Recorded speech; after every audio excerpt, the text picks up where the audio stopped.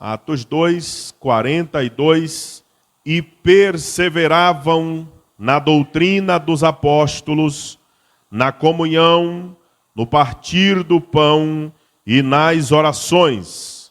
Queridos, eu quero falar sobre 10 características da igreja primitiva. E lembrando que na terça-feira, caso algum irmão faltou, não esteve presente, nós gravamos a mensagem em áudio, está disponibilizada na internet, onde você pode acompanhar a pregação da terça-feira, que é uma continuidade dessa ministração dessa noite. Você pode acompanhar lá, está no canal Pastor Ednei Brito.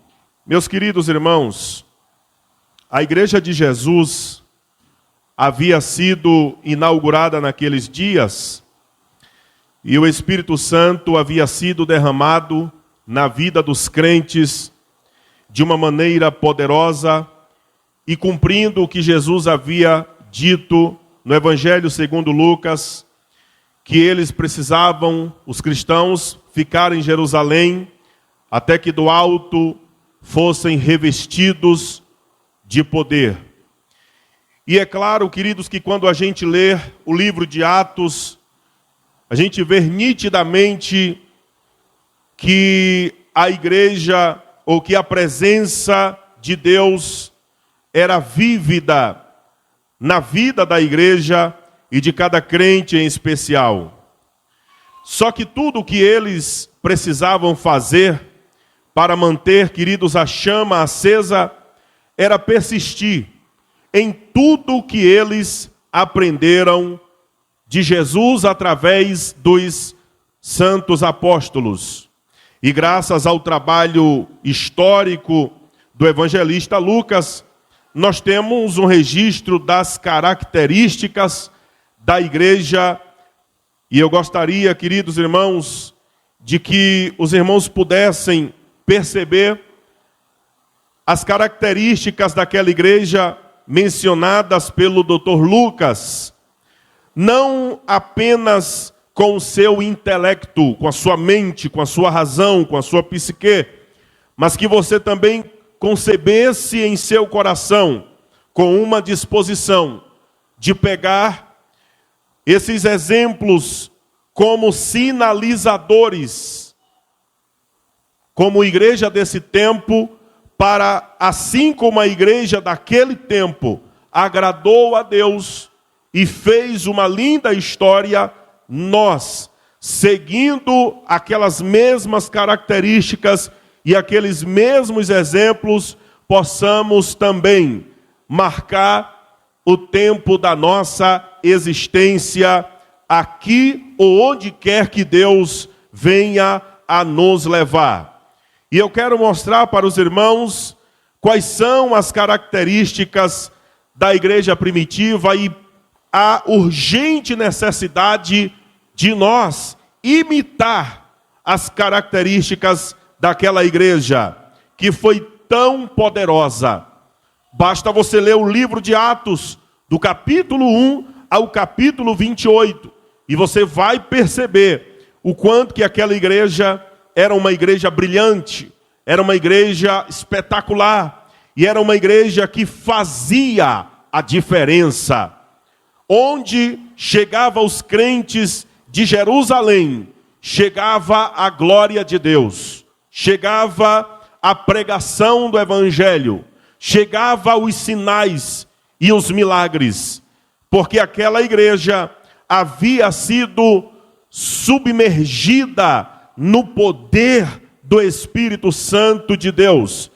E uma igreja que está totalmente envolvida pelo poder do Espírito Santo, onde ela chegar, ela vai fazer a diferença.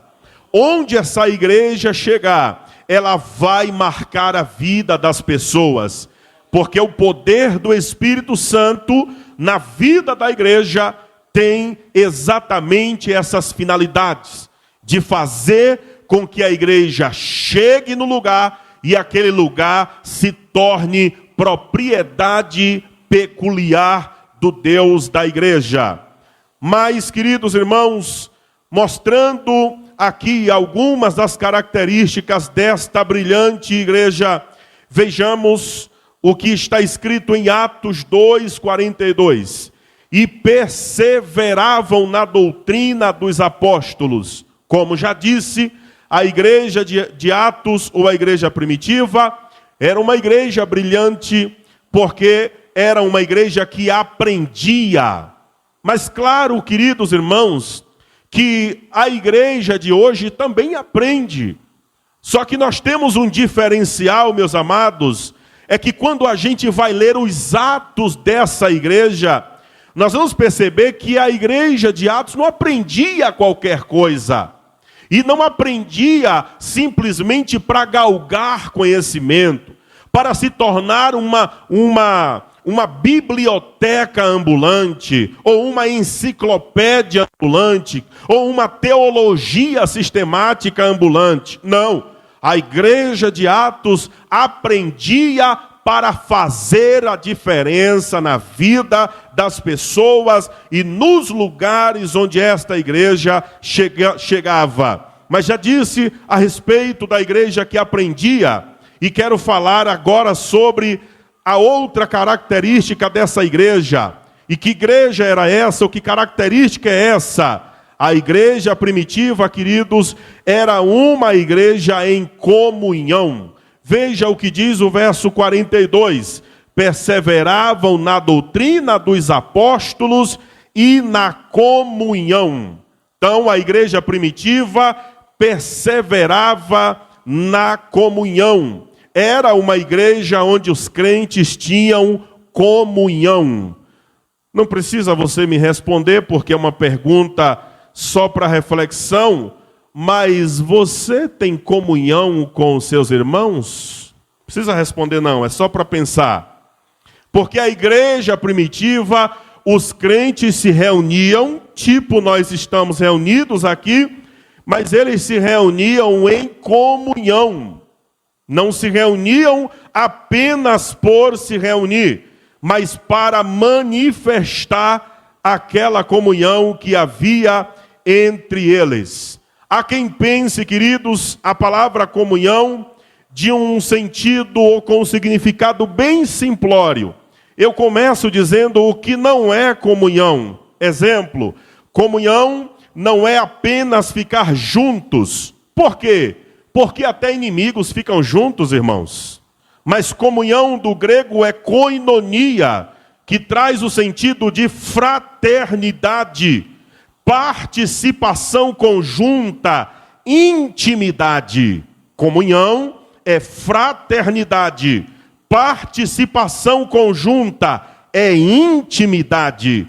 Isso prova que os crentes da igreja primitiva, eles praticavam a comunhão na essência e do significado da palavra. Eles tinham entre eles fraternidade, eram fraternos uns com os outros, participavam conjuntamente das ações em nome do Senhor. Exemplo, pregavam juntos, cantavam juntos, adoravam juntos, contribuíam juntos, serviam ao Senhor com alegria juntos.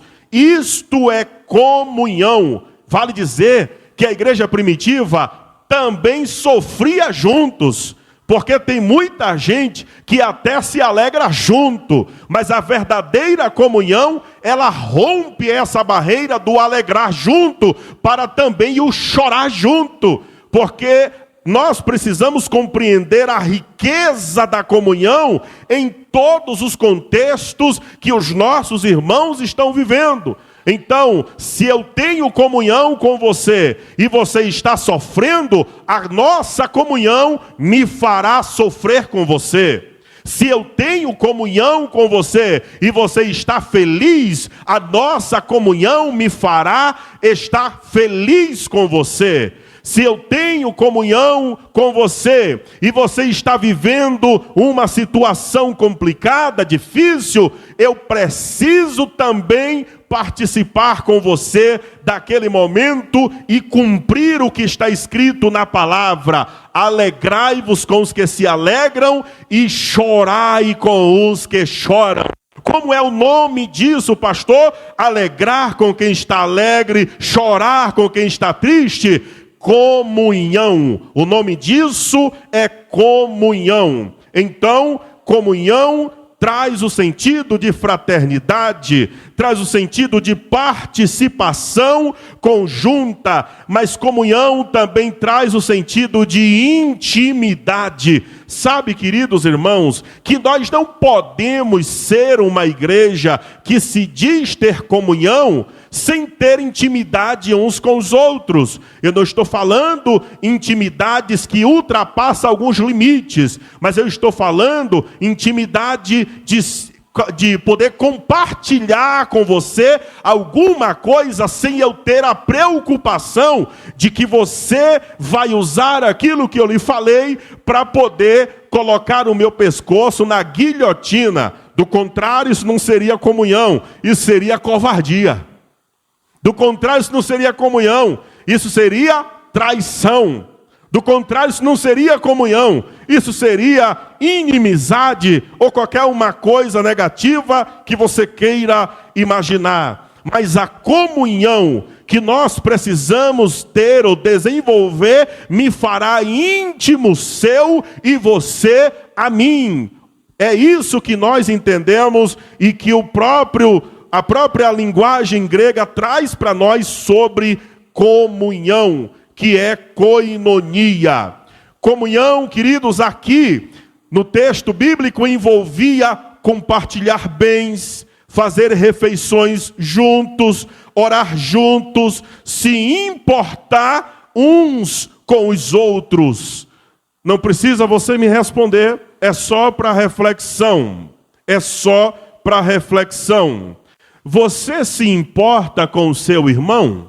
Quando você senta à sua mesa para fazer uma refeição, você se importa com o seu irmão que congrega na mesma igreja com você, ao ponto de pensar, meu Deus, será que nesse momento que eu estou fazendo a refeição, os meus irmãos que congregam comigo estão desfrutando também da mesma oportunidade que eu de ter uma refeição à sua mesa?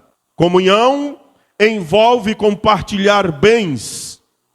Será que eu tenho comunhão com a igreja que eu participo, ao ponto de entregar a minha contribuição com alegria, sabendo que esta contribuição vai fazer com que a igreja cresça como um todo, para o benefício de todos? Comunhão é compartilhar bens. Comunhão, e a única forma que a igreja tem para compartilhar bens é através de contribuição de dízimos e ofertas. Será que nós temos comunhão para fazer refeições juntos? Nós temos comunhão ao ponto da gente poder juntar a panela para comer juntos e comer com alegria, e sorrir, e contar casos, e dar risada ali, e se alegrar daquele momento? A igreja primitiva era uma igreja que compartilhava desses momentos. Eles faziam refeições juntas, eles oravam juntos. Será que nós temos comunhão para orar juntos? Ou será que você tem aquela preocupação, eu vou sempre orar na minha mente, porque eu não quero que ninguém ouça a minha oração, eu não quero que ninguém saiba através das minhas orações os dilemas que eu estou vivendo, as lutas que eu estou enfrentando? Será que nós temos comunhão ao ponto de orar juntos, de chorar em oração juntos, de clamar ao Senhor nosso Deus juntos? A igreja primitiva desfrutava de momentos como esses, de orar juntos, de se importar uns com os outros. Uma igreja, queridos, em comunhão, entende que a bênção de Deus na vida de um é para todos. A igreja primitiva tinha isso em mente. A bênção de Deus na vida de Pedro não era só para Pedro. Deus não chamou a igreja para ser um poço. Deus chamou a igreja para ser um rio. Deus não chamou a igreja para reter para si. O crente individualmente retém para si. Mas Deus chamou cada crente para ser um rio desaguando um na vida do outro. A comunhão da igreja faz exatamente isso, meus queridos irmãos. Uma igreja em comunhão entende que a bênção de Deus na vida de um é para todos.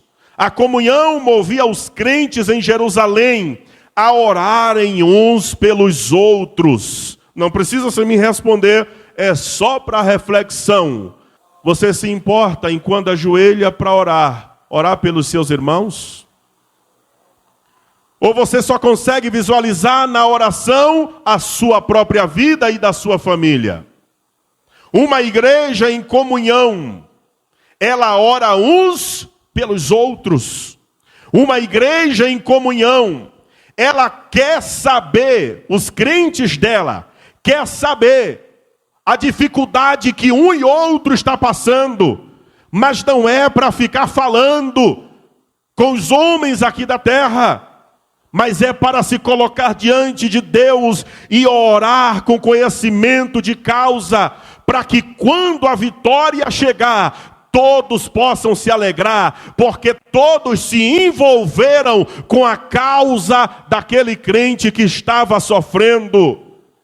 Então, meus queridos irmãos, a comunhão que essa igreja tinha, que os crentes de Jerusalém tinham uns com os outros, lhes fazia orarem uns pelos outros. Por exemplo, queridos irmãos, em Atos dos Apóstolos, capítulo 12, versículo de número 5, o texto sagrado diz: Pedro, pois, era guardado na prisão, mas a igreja fazia contínua oração por ele a Deus. Pedro, por causa da pregação do evangelho, foi preso para ser morto. Mas a igreja, queridos de Jerusalém, ao saber que o seu líder estava preso, se importou pelo vínculo da comunhão que existia entre pastor e igreja, ao ponto de fazerem reuniões para clamar a Deus pela vida do pastor Pedro. Que situação atual nós estamos vivendo? É a situação onde os crentes se reúnem para orar a Deus pela sua liderança, ou para criticar, ou para falar mal, ou para difamar, ou para caluniar. Que tipo de igreja é você? É tipo a igreja de Jerusalém, que sabendo do momento vulnerável que o seu líder estava, se importou ao ponto de clamar a Deus pela vida do líder. E qual era a oração que aqueles crentes faziam pelo seu pastor? Liberta Pedro, Jesus, envia o teu anjo lá, Senhor, e liberta Pedro, Deus. Quando você lê esse texto dando prosseguimento nos versículos posteriores, você vê Deus respondendo a oração da igreja e mandando um anjo lá para libertar Pedro da prisão. E Pedro foi liberto da prisão porque enquanto a igreja orava, mostrando a sua comunhão, a sua fraternidade, a sua parceria e o seu amor pelo líder, Deus estava dos céus ouvindo e mandando resposta. Pare de falar do líder, irmãos. Se tem alguma coisa que você não está gostando, procura o líder, seja seja o pastor, seja esses obreiros que são líderes também, seja os líderes de departamento, para de ficar falando entre si, procura o líder e conversa, ou se não quiser conversar, fala com Jesus, que Jesus dá jeito naquilo que não tem jeito. Fala com Jesus, que Jesus sabe onde tocar. Fala com Jesus, que Jesus sabe como agir. Fala com Jesus, que Jesus sabe o que fazer. A igreja de Jerusalém, a igreja primitiva, tinha comunhão suficiente para orarem uns pelos outros. Quando eu sou machucado, irmãos, por algum crente da igreja, isso acontece sempre. Por ser pastor, eu não posso revidar como gostaria. Mas existe uma coisa que você tem que aprender sobre o seu líder. Quando você tem um líder que não revida com você, tenha medo. Quando você tem um líder que não revida os ataques que você vai para cima dele, fique preocupado ou preocupada com isso.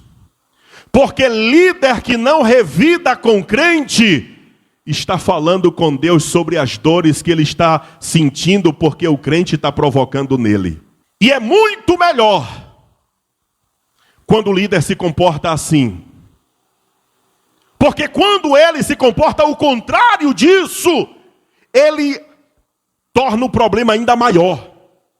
Mas quando o líder, ele se coloca na presença de Deus e mostra para Deus o que está acontecendo, Deus vai lá em cima da situação e trata, e é sempre melhor. Por que é melhor?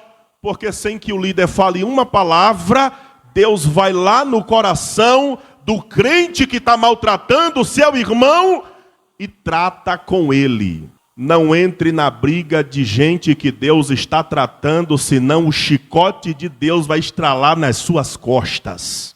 Não pegue peleja de crente rebelde que não tem comunhão com ninguém. Não faça isso, não se dê ao trabalho disso. Imite a igreja primitiva, queridos. Imitemos a igreja primitiva. Vamos orar a Deus. Vamos clamar ao Senhor juntos. Vamos resolver os problemas ali juntos, na intercessão. Era o que acontecia com a igreja. Eles tinham comunhão para orar juntos. Você tem comunhão para orar com qualquer crente que está aqui essa noite? Você tem comunhão para orar com o crente que você convive, que você toma ceia uma vez por mês? Você tem comunhão para levantar a mão em conjunto com a igreja e adorar o Senhor e o seu louvor de fato subir? Porque comunhão não é só estar juntos. Comunhão é como diz o ditado: estamos juntos e misturados. Comunhão é isso. Se você está junto, mas não está misturado, você não tem comunhão comigo não, meu irmão. Agora, se estamos juntos e misturados, aí é comunhão. Então nós temos comunhão uns com os outros. Ou seja, meus queridos irmãos, é uma contradição para a igreja que se diz cheia do Espírito Santo, mas os crentes não desfrutam de comunhão. Escute isso. Você pode falar em línguas, irmãos. Diabo também fala. Você pode profetizar. Diabo também profetiza. Imita a profecia, mas fala. Agora tem um porém, irmão. Para mim, na sua vida e de qualquer um, para mim você só é cheio do Espírito Santo se você tiver comunhão com seu irmão. Quando eu estou cheio do Espírito Santo, eu estou cheio de humildade para andar lado a lado com você. Agora, sou cheio do Espírito Santo, sou cheio do poder de Deus, profetizo, falo línguas, dou cambalhota, mas não falo com quase ninguém da igreja. não congrego há 200 anos com os irmãos e não me dou com quase ninguém da igreja, só me dou com os da minha panela. Você está cheia de ego. Você está cheia de si mesmo. Porque quem está cheio do Espírito Santo, fala até com o inimigo. O inimigo está passando, opa, e aí, beleza? Que quem está cheio do Espírito Santo, irmão, não quer problema com ninguém. Quem está cheio do Espírito Santo não quer inimizade com ninguém. Quem está cheio do Espírito Santo só tem uma ambição: morar no céu. E pensa numa coisa que não vai ter no céu: é uma gabinezinha para Kleber, outra gabinezinha para Sandoval, outra gabinezinha para Mateus, outra gabinezinha para Zé Filho, e a gente vai reproduzir aquele ditado: cada qual no seu quadrado. Lá no céu não. Lá no céu só vai ter espaço para quem consegue desenvolver comunhão na terra. Tem que ser meu amigo aqui na terra, tem que lidar bem comigo aqui na terra, tem que me tratar bem aqui na terra, tem que andar junto comigo aqui na terra, tem que estar junto e misturado aqui na terra, porque se não for assim, o único céu que você vai chegar é o da boca da onça parida. Onça parida é bicho brabo, viu, irmão? Fica aí. Estou te falando. Então, irmãos, é uma contradição para a igreja que se diz cheia do Espírito Santo, o crente que se diz cheio do Espírito Santo, mas os crentes não desfrutam de comunhão. Faz até medo, viu? Nesses últimos dias, a gente fazia aquele ato que a Assembleia de Deus antigamente fazia. A gente pegava o cálicezinho, aí vinha: eu tenho comunhão contigo. Faz até medo tomar uma voadora. Vai para lá, Satanás. Mas a igreja de Jerusalém tinha comunhão, irmão. A igreja de Jerusalém desfrutavam de comunhão uns com os outros. O Espírito Santo que desceu em Atos capítulo 2, desceu não foi somente sobre alguns do grupo de 120, não. O Espírito Santo desceu sobre todos que estavam reunidos em obediência ao que Jesus mandou. Fiquem em Jerusalém até que do alto sejam revestidos de poder. Atos 2, 44. Todos os que criam estavam juntos e tinham tudo em comum. Isso mostra para a gente, queridos, o quanto que aquela igreja era uma igreja que dava prazer congregar nela.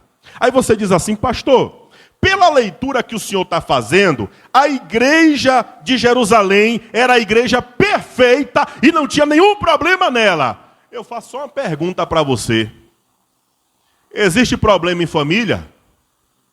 Existe problema em família? A igreja de Jerusalém era uma família. Mas eu vou fazer uma pergunta para você. Você briga, fecha o cacete lá com a sua família. Só que vem alguém de fora que não é nem parente nem derente e vai querer tocar um dedo no seu irmão, na sua filha, no seu filho, no seu parente, para você na mesma hora não esquecer que fecharam o cacete minutos atrás e juntar todo mundo de pau naquele que não é nem parente nem derente. Família também briga, mas se ama. Família também briga, mas se acertam. Aí quando chega no próximo Natal, tá todo mundo junto para comer o pernil. Tá todo mundo junto para comer a coxa do peru. Ainda fica disputando quem que vai pegar a coxa ou a asa.